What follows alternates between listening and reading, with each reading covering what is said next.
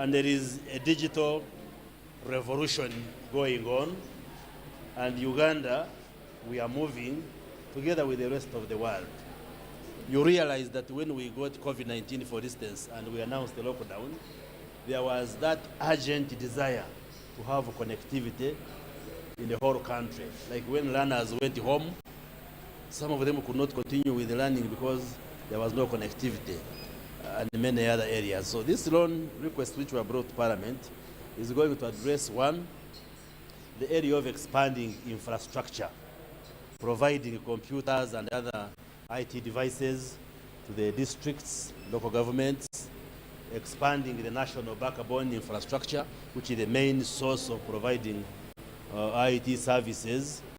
We are also going to be erecting masts in the different parts of the country, especially the underserved areas, because masts in Uganda are largely provided by the private sector, but there are areas where business people cannot go, like in the national parks or in the areas where the settlements are few, where putting a mast doesn't make economic sense or business sense, but the government has a duty to provide the service.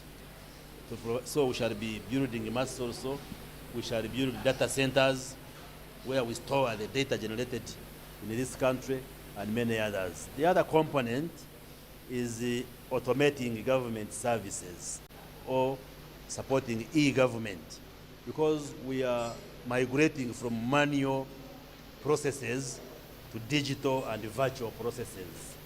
For instance, if you look at payment, at the time when the government used to pay physical cash to civil servants, even they would put money in vans and drive to districts. But these days we have an IT system, IFMIS, where everything is digitized and computerized.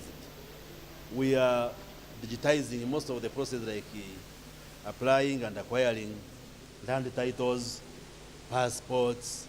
We are digitizing procurement. So we want the government to have service delivery digitized so that we bring efficiency, but also ensure that some of these transactions are quicker than the way they are when they are manual. So this loan is looking at infrastructure, but also digitizing and automating government service delivery transactions. There is also a component of supporting refugee and refugee hosting communities by way of extending IT infrastructure and also digitizing the environment within the refugee community. So it's a very important loan. We need to support technology. It is the way to go. All countries are moving that way. We acknowledge that ICT is one of the enabling services, but also it can be used to create jobs and employment opportunities for our young people. We are working on business process outsourcing, for instance, where we are using ICT to create jobs for our young people. Jobs within the country by supporting innovators, supporting startups, but also jobs outside the country where people can work, can be employed outside Uganda, and you work from here. But for that to happen, you need a functioning IT ecosystem where, for instance, people have access to affordable internet, high-speed internet, which is affordable. People have access to smart devices. For instance, now we are discussing as ministers of ICT in East Africa to negotiate with technology companies to bring in smart devices through a negotiated arrangement so that they become cheap and affordable. Many people in the countryside are still using 2G phones, these cartouch, and those cannot help you to facilitate this digitization. The smartphone is still expensive for ordinary Ugandans. We are making arrangements that they are affordable, and all Ugandans should be able to afford a smartphone, a laptop, an iPad, so that you can transact business. You can do an online degree, even when you are in Kisoro or Karamoja. You can enroll at the university in China or US, and you do your degree. That is enabled by IT. So basically, this loan is to expand the digital space in Uganda to enable all of us work much more efficiently. and we hope we shall concur with the Parliament so the loan is passed, and then we digitize. Dr. Chris Baryomonsi, who is the Minister for ICT and National Guidance, on what the government intends to do to push for the use of, let's say, ICT tools, and also to make sure that Ugandans get used to technology and the world of innovation. Of course, the world is moving very fast. And when you look at the world of innovation, terribly evolving every other year that passes by. So ours is to make sure that we also get included into that traversing world of technology. Big discussions there. Good morning. This is Mark Means Business. We do have a new face on the show though, and a quick one. Someone you will definitely be seeing more and more on your daily Kickstarter. I do have Chantal with me this morning. Good morning, Chantal. Good morning. How are you? I'm okay. How was the weekend? How was your weekend, Morgan? It was great. It was a good weekend. The marathon was great as well. So yeah, it was a good weekend. All right, and we're here to take you through what is making headlines from the world of business. And our big discussion, of course, starts with this particular situation where Dr. Chris Baryomonsi has been highlighting something to do with the ICT sector and what government intends to do. Well, we've been having discussions of here regarding how our ICT sector is moving. When you look at the fact that we do have a bit of a setback, I should say, on how we are moving. For example, the access to cheaper internet. Internet, yes. We have a 12% tax on, though it's indirect right now, but we have the 12%, and it has a very big impact on the Ugandan. Also the fact that not everyone can afford very true. The internet, and also the fact that we don't have, not everyone can afford a computer or even a smartphone, and a smartphone that actually functions properly. Exactly. Most people that have smartphones, especially in the countryside, they only have them for the calls. The way you have the 2G, I call them rich man phones, the small ones, but that's all they do. The touch screen, the ones we probably call the touch screen. Yes, in the beginning, yes, they'll call it touch screen, but that's all it can do. But when you look at the phones that have work that can be done,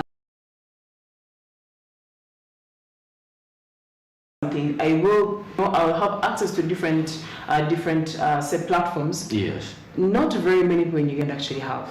Yeah. And those that do, some don't know how to use, and others just have for the sake of they're using them for the phone calls as well. Yeah, and as well, if I'm to look at the price of these smartphones, I think it's something that we need to discuss more. Right. Because not everybody, I think it's only people in the city who can manage to at least maintain, because the other issue is maintenance of these particular smartphones. You may get the smartphones, but how are you going to maintain them? Quite expensive as well, and the dealers in the smartphones are making more money, surprisingly. Definitely. Right now, on average, if you're to have a functioning smartphone, forget a functioning smartphone, you're going to start from like 500,000. Yeah, 500, 700. Yes, that's when you're going to get something relatively functioning, and it still cannot give you as much value as someone who holds an iPhone or a phone that is, say, $1 million and above. Very true. You will get those that are between, say, 800 and 900, and they will function, yes, but there is also limitations to some of that. But also when you look back, remember very well, Chris Baryomonsi talked about COVID-19 and the fact that it exposed us to the need, for the ICT devices. But then you realize that very many people, even the school-going students, were excluded, those who could not afford to do the online studies. I still look back at COVID, saying that COVID, I believe, shaped our ICT sector. It was the time when we realized how important yes, it opened our eyes. Yes, we got to realize that, hey, now with ICT, you can easily access. If you have the access to internet, you can do business online. Yes. Education, you can still interconnect a lot people. Of things, yes. Online. And I think also the other side of the coin, where he has been discussing about how government agencies need to adopt ICT. Now, this one is a huge one. Do you want to have that conversation? No, when you look at the situations regarding it, my own take is the people in these government agencies, I don't believe they're up to speed with the current trends of social media, internet, technology. expect a supplementary budget to train these individuals. And may I say this? May I say this? Most of these people, or the biggest percentage, are actually quite old. Yeah. For lack of a better way to put it, they're quite quite looks a bit minimal. They're I'm trying to stay as polite as I can. Yeah. Okay. So you realize that these people have a lot of work to do. Unlike a certain generation where we already have people that can work, people that know what to do, that are experienced, that have studied these things. But now you're going to have to go back and train these government officials. You remember how they were being trained to use the tabs they were bought for in Parliament, for example? I know not everyone is using the tabs. Thank you. I think the kids are the ones that use them at home or something like that. So I've got to interact with some who are now personally using them as a means of communication. So I believe those ones are used now. They're used to using those tabs. They're supposed to be using for their work. Yeah, but when you look closely to some of the government agencies that adopting the use of technology, e-government portals, look at NSSF. You get to look at the Uganda Revenue Authority. These are parastatals that are now making sure that they're turning digital. Every service that you want to access with NSSF, even when you go to the headquarters of NSSF, you realize you're supposed to have a finger. There's a finger recognition machine. Yes. Everything is driven by technology. I think that is where the government is going. But then job cuts are going to be evident here. And then he was talking about there's going to be jobs created, unless if he's talking about jobs for those individuals who are in the ICT sector, or those who took the chance of themselves and studied this particular field. Short of that, we are still going to see work reduced, because what would have been done by 3 people is going to be done by one person, and then maybe a bunch of computers. And will they accept to get those jobs cut? Well, we cannot be so sure about that. Because I do believe, what I do know about government officials, leaving that place is really difficult for most of them. The moment they get inside, it's really hard for them to want to get out. So they've won a life check of opportunities. Well, you can't blame them.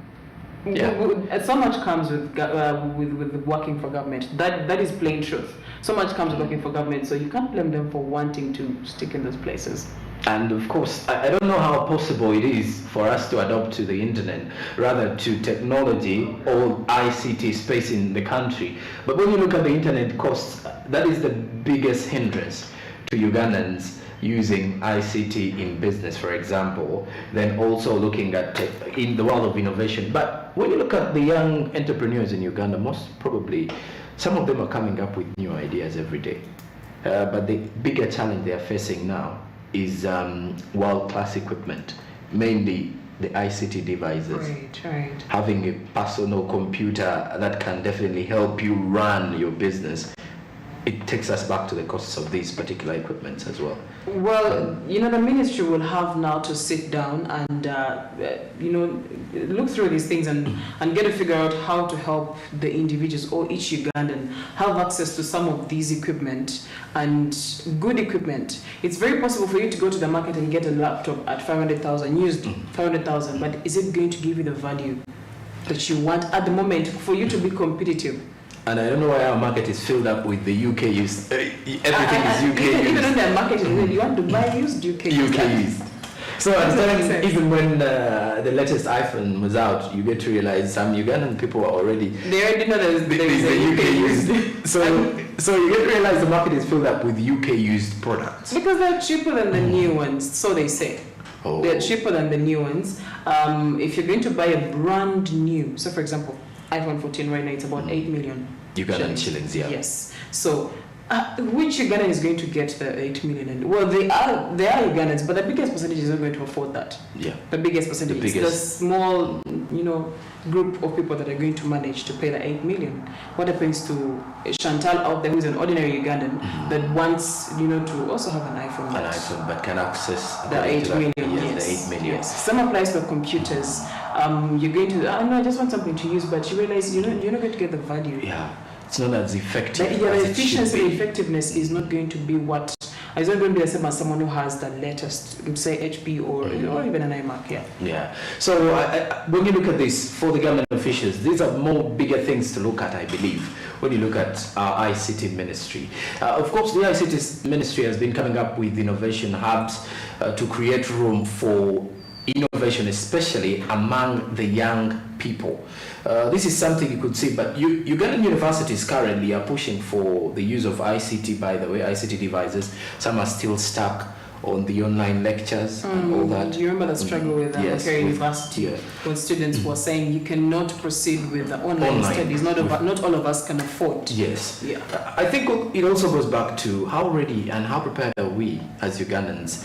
Do we buy the idea of ICT influencing our society now? Because I believe the only chance we give ICT room is on social media. Social media, yes. And there is still a lot of work that we need to do. Yeah. And not everyone was able to embrace the fact that technology was really helpful during COVID. Some will tell you, no, it had its downsides, which is very true. Everything has both the good and the bad. True. But we now have to weigh which of the two sides outweighs the other. But the truth is, we need to, if we should grow from where we are right now as a country, then our mindsets need to change from the thought that ICT or technology is not as good to the point where we believe that it's as bad as how you use it. Yeah. If you use it for your good, it's for your good. Very use true. it for your downfall, definitely you're going for your downfall. And of course, these are some of the big discussions that you've got to look at here that are very open to public debate, I should say. The ICT sector in Uganda, how is it growing? We're looking at how important the sector has been, but sometimes you realize there are some, challenges that we need to fill up every other day. And the government is steadily looking or giving it a blind eye at the end of everything here. Now, the ICT minister says they're going to ensure that the local government officials also get to access these particular services by putting them into the local government offices. But the bigger challenge, like I said, Chantal, is why don't we employ the young people In those local government Yes. offices. Because I believe the young people have information. They are very quick to learn. I'm not ruling out our elders in here, but when you look at this space, needs someone who's really with the generation. And someone who is swift. The truth is, Yes. someone who is, say, for example, 60 years and is still, say, the chief administrative officer of a certain district, this individual is not going to be as swift as me, who is, say, so let's just say 30-year-old. Yeah. It's going to be, there is a whole big difference. And it's unfortunate that municipal sit in offices, they don't want to get out. That's the unfortunate bit. But we should, be on the other side of recommendations, and we all understand the old brooms, yes, not all the corners, but Yeah. I think it's time for us to have some changes coming through. They know all the corners, the new ones do sweep better. And when it comes to ICT, I believe the new ones sweep quite better.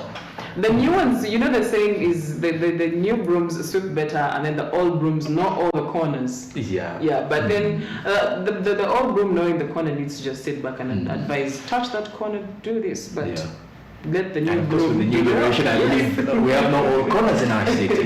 But anyway, stick around with Smart Means Business. After the break, we do have the traffic updates with Barija Andrew. I'm still here with Chantal, taking you through the business world. So stick around. This is Smart Means Business.